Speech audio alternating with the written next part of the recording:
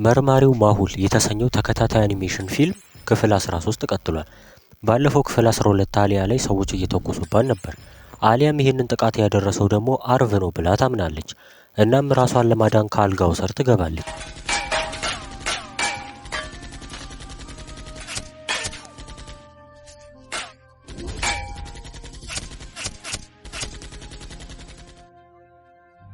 ለማሁል እየደወለች ቢሆንም ግን ማሁል ከመርማሪው ኦስላም ጋር እያወራ ነበር። ወይኔ አሊያ ጉድሽ ፈላ። አሊያ ምንም ነገር ከማድረጓ በፊት ብዙ ሰዎች ወደ ክፍሏ ገቡ።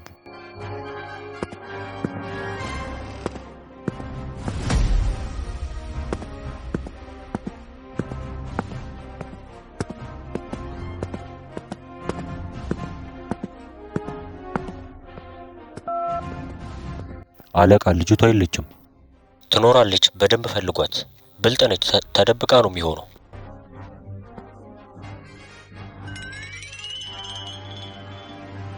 ይህንን የሚያደርገውማ አርቭ ነው ማለት ነው። ቆይ ጠብቀኝ፣ ድጋሚ ሊያዘህ ብቻ። እና አሊያ ከዚህ በፊት የተማረችውን የድብድብ ችሎታ አሁን ለመጠቀም አስባለች።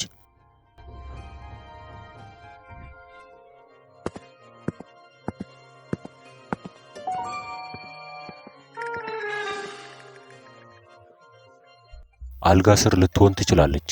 ፈልጋት።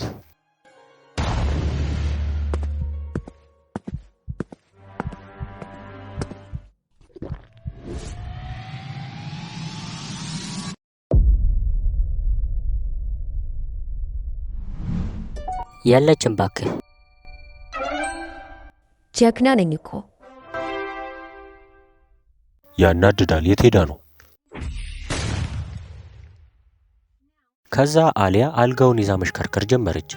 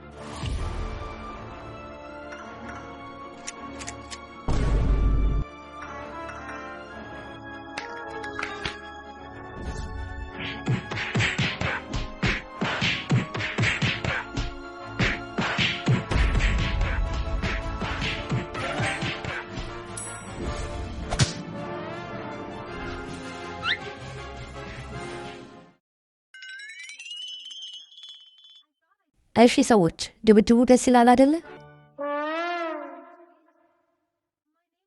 ስማ አንተ፣ ሰምተህ ታውቃለህ? አሊያ እባላለሁ። ከዛ በፍጥነት ወደ ዶክተር ሳንጃና ላቦራቶሪ ሄደች።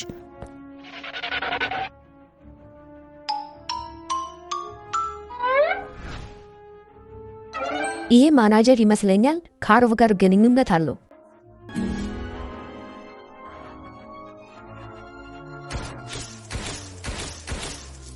እሺ ሰውየው መልስልኝ፣ አለበለዚያ ተኮስብሃለሁ። ኧረ እባክሽ ተረጋጊ። ምን ተፈጠረ? እሱን ስተኮስበት ታውቃለህ። አርቭ እኔ ያለሁበትን ቦታ እንዴት አወቀ? ላስረዳሽ። አንዱ ጓደኛ አለኝ ከአርቭ ጋር የሚሰራ እና ስለ አሊያ መረጃ ከሰጣችሁኝ ብዙ ብር እሰጣችኋለሁ ብሎ አስፈራርቶ ነው።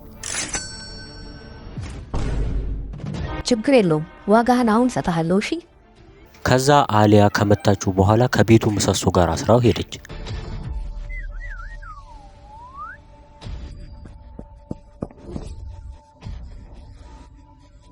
ከዛ የዶክተሯን ክፍል ብታንኳኳም የሚከፍትላት ሰው አጣች። ቅድም ያ ሁሉ ሽጉጥ ሲተኮስ ሰምታ እንዴት አልመታችም? ይህ ማለት ዶክተሯ ላይ ሌላ ችግር ተፈጥሯል ማለት ነው። በሩ ሲከፈት አሊያ ወዲያው ተደበቀች። ነገር ግን ዶክተሯ አልወጣችም።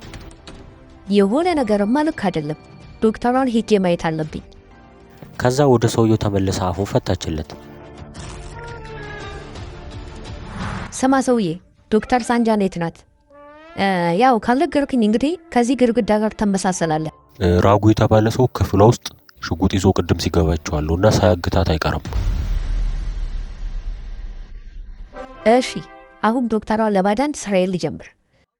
ከዛ አሊያ በድጋሚ አፉን በማሸግ ዶክተሯን ለማዳን ሄደች። አሊያ ፍጠኚ፣ ዛሬ ዶክተሯን ማዳን አለብሽ። ከዛ ምን ማድረግ እንዳለባት እቅድ ማውጣት ጀመረች እና እንዴት መግባት እንዳለባት ልታውቅ ግን አልቻለችም። ነገር ግን ቀጥታ ሮጣ ብትገባ ሰውየው ጉዳት ሊያደርስባት ይችላል። ለዚህም ሌላ እቅድ አወጣች።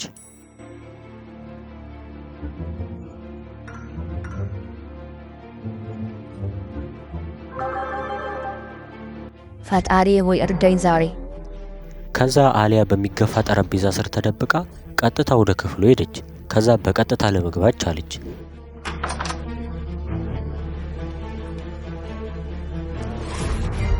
ከዛ ራጉ የተባለው ሰውዬ ጩቤ መወርወር ጀመረ።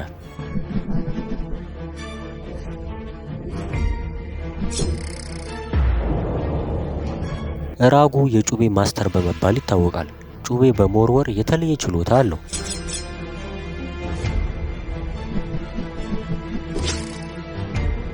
አይኑን ጨፍኖ እንኳን በፍጹም ኢላማውን አይሰትም ነበር።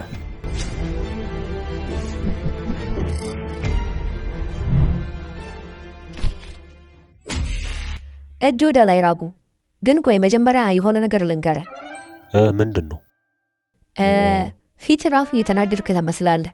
ሲጀመር ለአንተ የኔ እጅ ብቻ ይበቃሃል።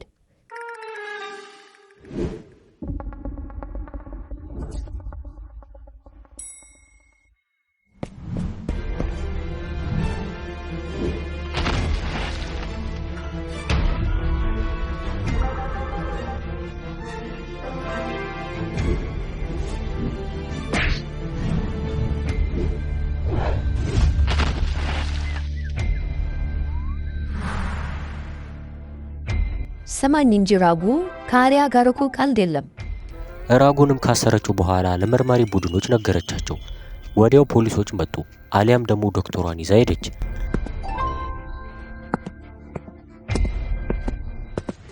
ማሁልና ኦስላም ደግሞ ማርኮንና ማይክልን ለመያዝ ወደ ፓርቲው ሄደው ነበረ።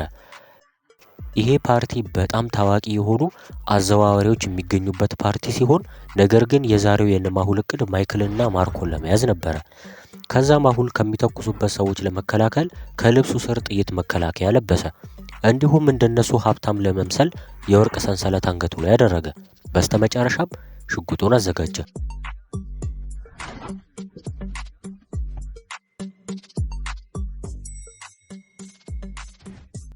እና ሌሊት ላይ አሊያ ለማሁል ቪዲዮ ኮል ደወለችለት። አሊያ በዚህ ምሽት እየደወለች ነው። የሆነ ችግር ሳይኖር አይቀርም። ከዛ ስልኩን ሲያነሳ አሊያና ዶክተሯ ሆስፒታል ውስጥ ናቸው።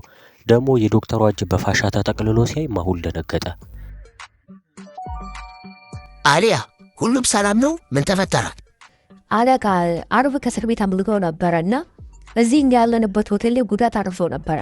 ደግሞ እኮ ይገርምሃል ከሆቴሉ ማናጀር ጋር ተባብሮ ወይኔ። ከዛ አሊያ ሁሉንም የተፈጠረው ነገር ነገረችው።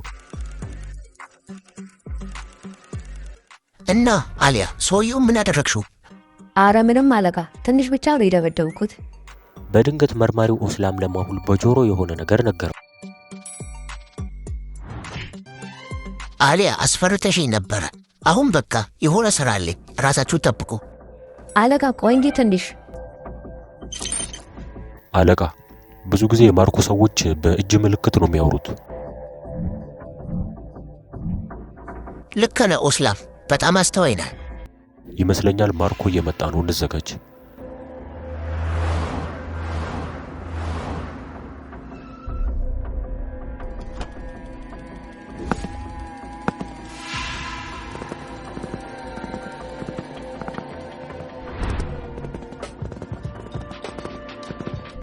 ማርኮ ወደ ውስጥ መግባት ጀመረ እና ማርኮ ከብዙ ቦዲጋርዶች ጋር ነበር የመጣው።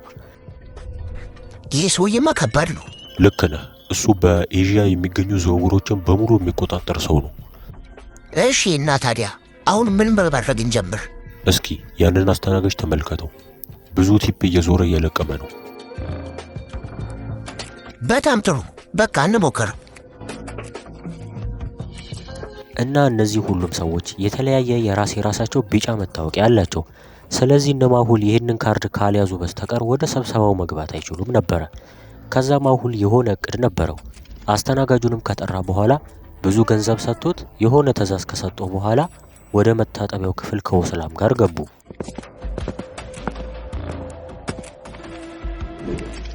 ወይኔ ልብሳችን። ይቅርታ በጣም ልጠረግላችሁ እንዴ? ከዛ ሁለቱም ጠባቂዎች አስተናጋጁን ትተውት ወደ መታጠቢያ ክፍል ገቡ። በሩንም ከፍቶ እንደገባ ማሁል ከሰውየው ላይ ቢጫውን ካርድ ከወሰደ በኋላ አፉንና እጁን አስሮ ዘጋበት።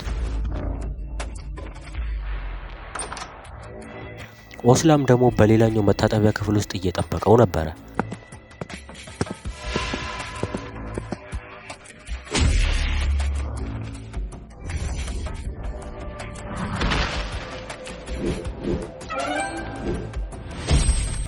ነገር ግን ሁለተኛው ሰው ትንሽ ከባድ ሰው ነበረ። ነገር ግን ኦስላም ካሸነፈው በኋላ ካርዱን ወሰደበት። ከዛ ካርዱን ይዘው ወደ ስብሰባው ሄዱ። ጠባቂዎቹ ደግሞ ካርዳቸውን ቼክ ካደረጉ በኋላ አስገቧቸው።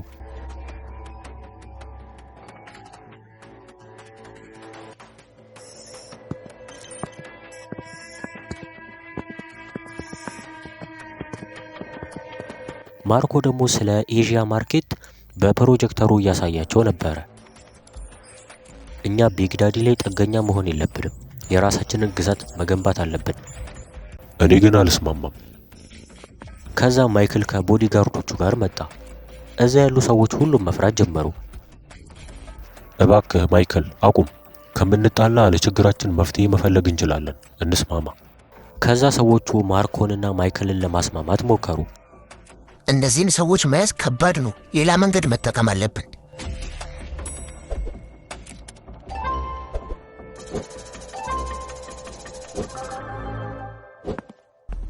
ከዛ ማሁል አስለቃሽ ጭስ አውጥቶ ወረወረው እና ሁሉም ሰው ግራ በመገባት መሯሯጥ ጀመረ።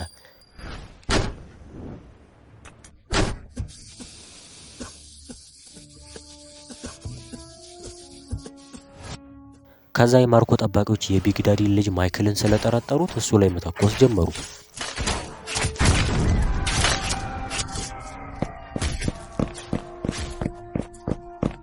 በስተመጨረሻ ማይክል ከጠባቂዎቹ ጋር አመለጠ። ኦስላም ደግሞ ሞተር ይዞ ማሁልን መጠበቅ ጀመረ።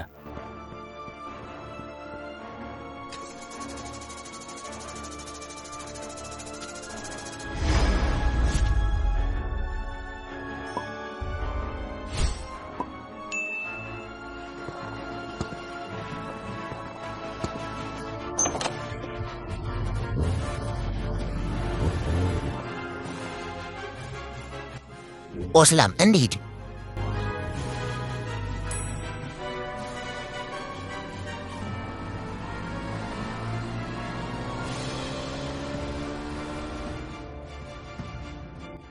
በድንገት ግን ከሞተሩ አጠገብ ሮኬት ይፈነዳል።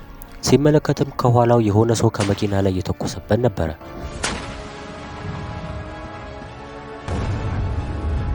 እባክህ ኦስላም አፍጥነው።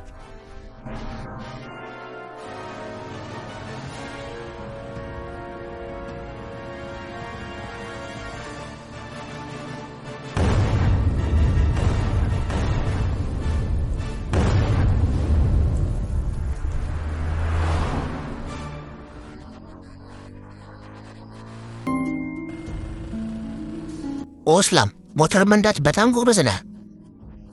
ጎበዝ እንኳን አይደለሁም አለቃ። እየሄዱ ሳለም ከድልድይ አጠገብ ደረሱ። ድልድዩ በጣም ትልቅ ሲሆን ከስሩ ደግሞ ትልቅ ወንዝ አለ። ለማለፍ ሲሞክሩም ከፊት ለፊታቸው ሁለት መኪኖች መጥተው መተኮስ ጀመሩ። አሁን ሁለቱም ሰዎች ለማምለጥ ምንም አማራጭ የላቸውም፣ ምክንያቱም ከኋላም ጭምር እየተተኮሰባቸው ነው።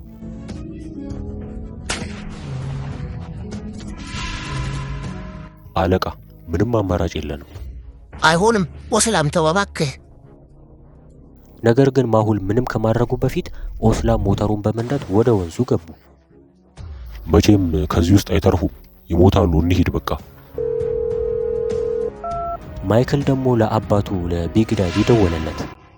እንኳን ደስ አለህ ዳዲ፣ ማሁል እኮ ማርኮን ጨርሶታል። እና ቢግ ዳዲ እስካሁን በሕይወት አለ ብላችሁ ታስባላችሁ? እና ማሁልና ኦስላም ላይስ ምን ይፈጠር ይሆን? ሁሉንም በቀጣይ ክፍል ስለምናየው እንዳያመልጣችሁ ሰብስክራይብ በማድረግ ጠብቁ።